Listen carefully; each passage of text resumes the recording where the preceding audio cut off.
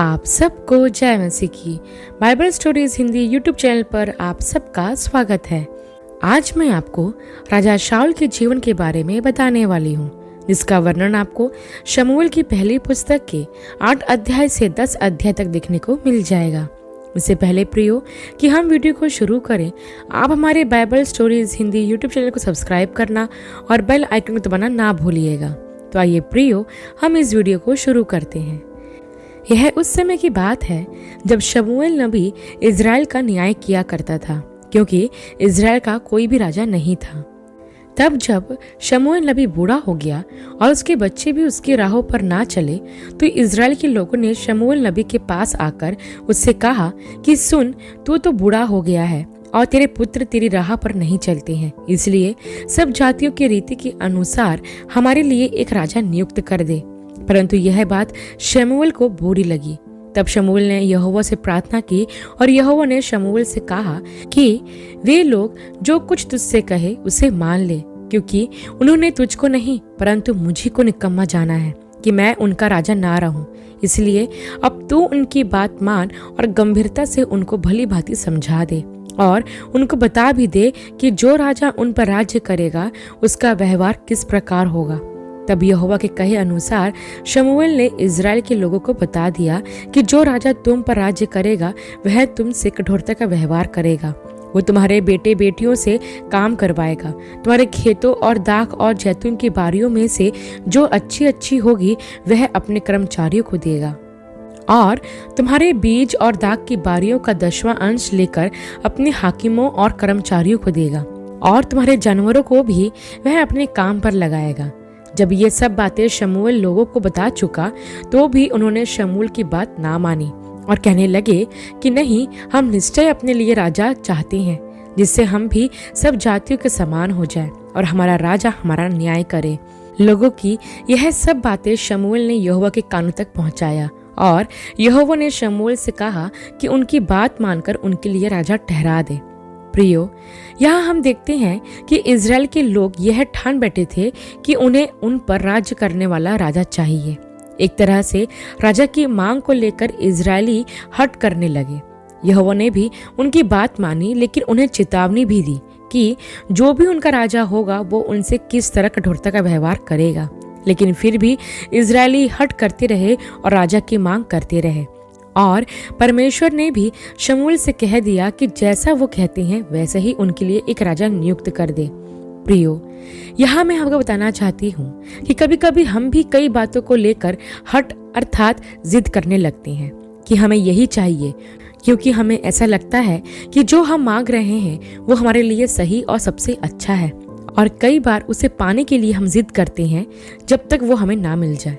परमेश्वर जानते थे कि जो भी इनका राजा बनेगा वो इनसे किस तरह का व्यवहार करेगा, इसलिए परमेश्वर ने उन्हें चेतावनी भी दी, लेकिन उन्होंने एक ना मानी और अपनी जिद पर कायम रहे, जिसे परमेश्वर ने पूरा भी किया।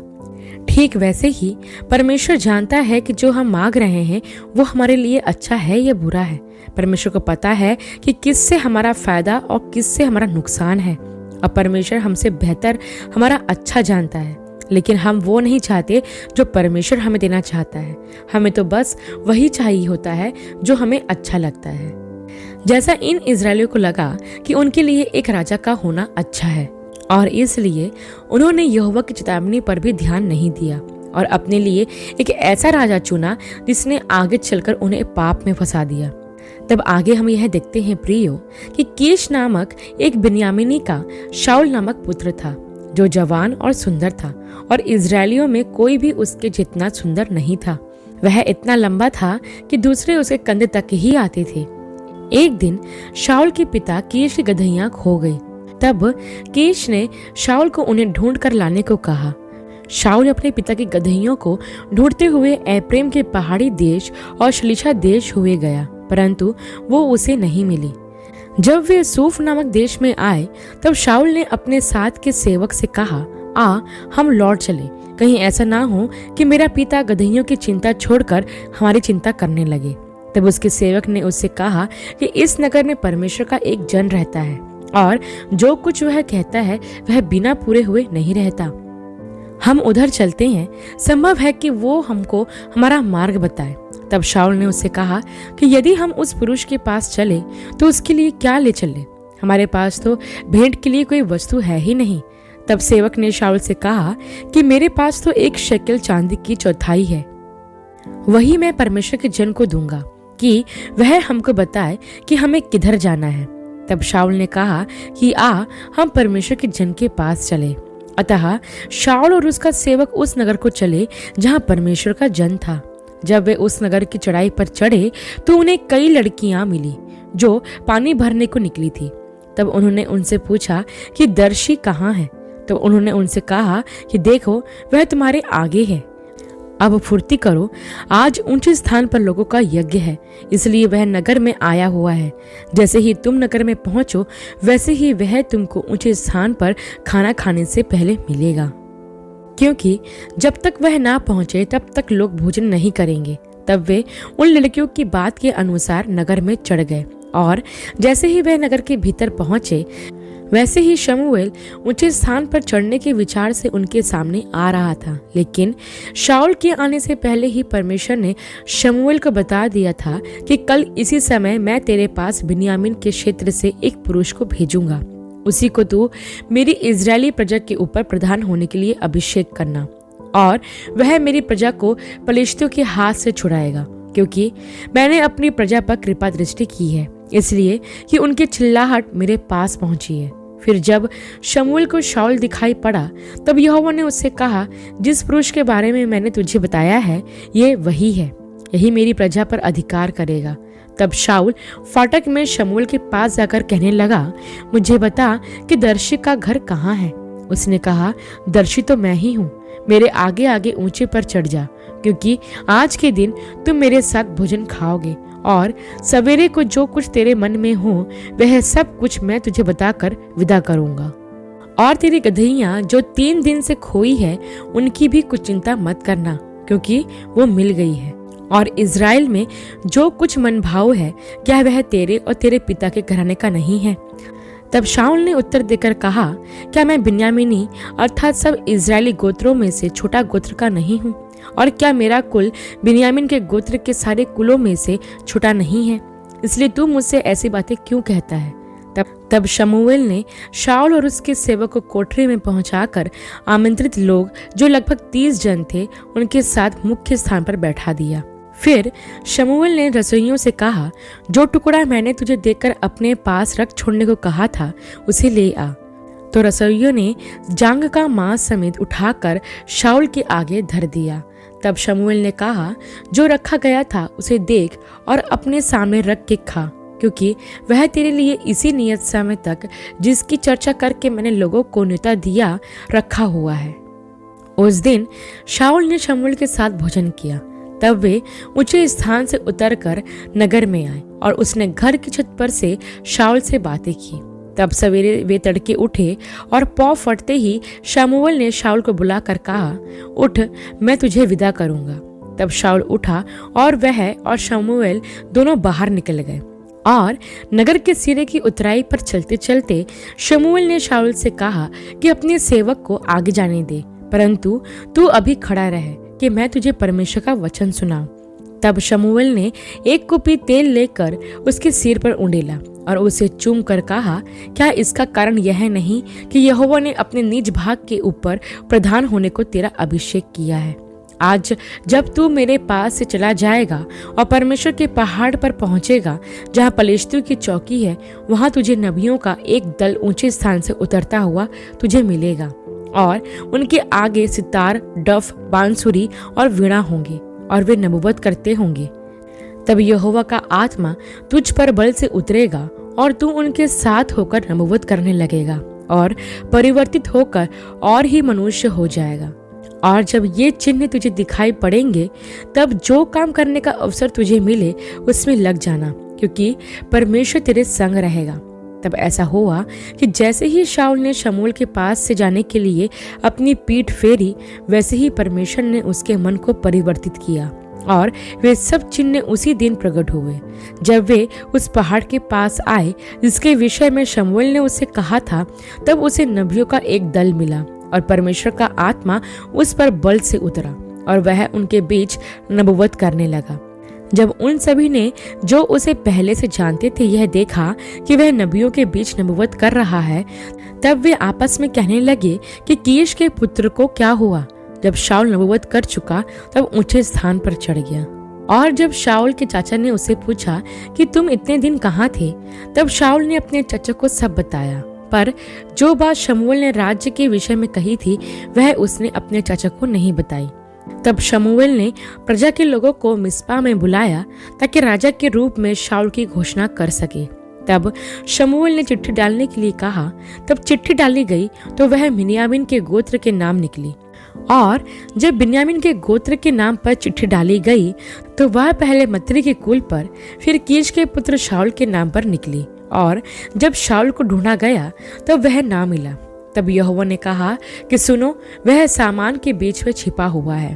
तब वे दौड़कर उसे वहां से ले आए और शाऊल लोगों के बीच में खड़ा हुआ और वह कंधे से सिर तक सब लोगों से लंबा था। तब शमूएल ने सब लोगों से कहा कि क्या तुमने यहोवा के चुने हुओं को देखा है कि सारे लोगों में कोई भी उसके बराबर नहीं है।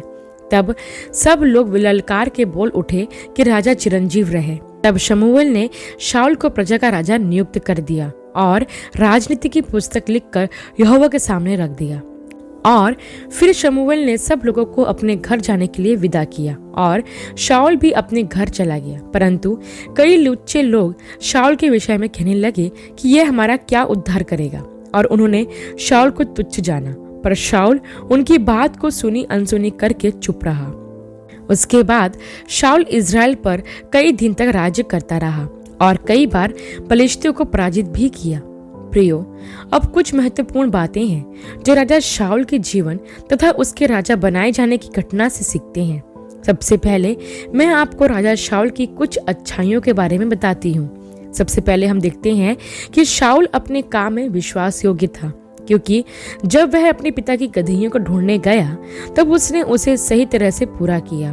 वो 3 दिन तक अपने पिता की गदहियों को ढूंढता रहा। उसने कुछ देर ढूंढने के बाद आकर यह नहीं कहा कि वह गदहियां नहीं मिली। प्रियो, शाऊल अपने इस छोटे से काम में विश्वास योग्य रहा और पूरे दिल से उस काम को किया। वैसे ही परमेश्वर ऐसे लोगों को चुनता है जो छोटे से छोटे काम में विश्वास योग्य रहते हैं। तब परमेश्वर उन्हें बड़े कार्यों की जिम्मेदारी सौंपता है। दूसरी बात जो शाऊल के जीवन में हम देखते हैं कि वह परमेश्वर के सेवकों का सम्मान करना जानता था, क्योंकि जब वे शमूएल से मिलने के लिए जाने वाले थे तो उसने अपने सेवक से कहा कि हम परमेश्वर के जन से मिलने के लिए कोई भेंट ले लें। प्रियो, शाऊल परमेश्वर के दास से मिलने जाने के लिए कुछ भेंट अर्थात उपहार ले जाना चाहता था, क्योंकि वह जानता था कि परमेश्वर के जनों से खाली हाथ मिलना अच्छा नहीं है।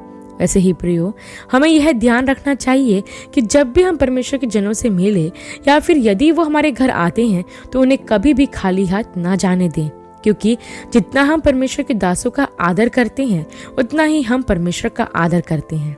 तीसरी एक और बात जो हम शाऊल के जीवन से सीखते हैं कि जिस समय शाऊल राजा होने के लिए चुना गया था उस समय उसमें घमंड नहीं था। बाइबल बताती है कि शाऊल का पिता बहुत प्रतिष्ठित था, क्योंकि वो सूरवीर सुरमा था, लेकिन अपने पिता की प्रतिष्ठा और सम्मान का शाऊल के जीवन में जरा भी घमंड नहीं था। तभी तो वो कहता है, मेरा गोत्र इज़राइल के सब गोत्रों में से छोटा है और मेरा परिवार भी बिन्यामीन के परिवार में से सबसे नगण्य है। यहाँ हम शाऊल की दीनता को देखते हैं कि इतने प्रतिष्ठित परिवार से होने के बाद भी वह अपने आप को सबसे नगण्य कहता है। वैसा ही प्रियो, हम भी चाहे कितने ही धनी, प्रतिष्ठित या सम्मानित परिवार से क्यों ना हो, हमें कभी भी उसका घमंड नहीं करना चाहिए। चौथी और आखिरी बात प्रियो जो हमें शाऊल के जीवन में देखने को मिलती है वो यह है कि जब उसके राजा बनने की घोषणा हुई तो कई लुच्चे लोग उसे तुच्छ जाने लगे और उसका उपहास करने लगे, लेकिन शाऊल धीरज से उनकी बातों को सुनता रहा और कुछ जवाब नहीं दिया। वो चाहता तो उन्हें मार सकता था या उन्हें मारने का आदेश दे सकता था, लेकिन उसने ऐसा नहीं किया क्योंकि उसके अंदर सहन शक्ति थी और वो धीरज से उन लुच्चे लोगों की बात को सह लेता है। वैसे ही प्रियो, हमें भी धीरज के साथ सब बातों को जो भी हमारे विरोध में की जाती है सहना चाहिए। हमें कभी किसी बात का पलट कर जवाब नहीं देना चाहिए। या हमें क्रोधित नहीं होना चाहिए, बल्कि अपने आप को परमेश्वर के हाथों में सौंपना चाहिए, क्योंकि हमारी ओर से लड़ने वाला हमारा प्रभु परमेश्वर है। अंत में हम यह देखते हैं कि जब शाऊल को राजा होने के लिए नियुक्त किया गया, तब परमेश्वर का आत्मा उस पर बलपूर्वक से उतरा और उसे परिवर्तित करके एक अलग ही मनुष्य बनाया गया, जो परमेश्वर की प्रजा पर प्रभुता कर सके। ठीक वैसे ही प्रियो, जब परमेश्वर हमें किसी काम के लिए चुनते हैं, तो काम करने की सामर्थ्य, योग्यता और बुद्धि भी वही प्रदान करते हैं। इसलिए जब कभी परमेश्वर हमें अपने किसी काम के लिए हमें चुने, तो हम यह ना सोचें कि हम यह कैसे करेंगे, बल्कि परमेश्वर पर विश्वास रखें। वही आपको अपना कार्य करने के योग्य बनाएगा, जैसा उसने शाऊल को बनाया। आशा करती हूँ प्रियो, शाऊल के राजा बनाए जाने की घटना का संक्षिप्त विवरण आपके लिए आशीषमय रहा होगा। अगली वीडियो में एक नए विषय के साथ आप सबसे फिर मुलाकात होगी। तब तक के लिए आप सबको जय मसीह की।